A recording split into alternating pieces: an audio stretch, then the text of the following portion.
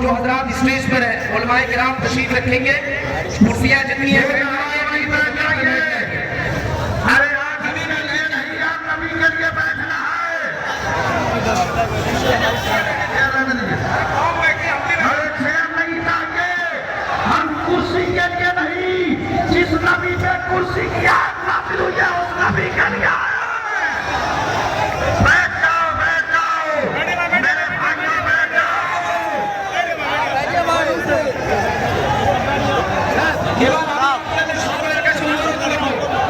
বিশেষ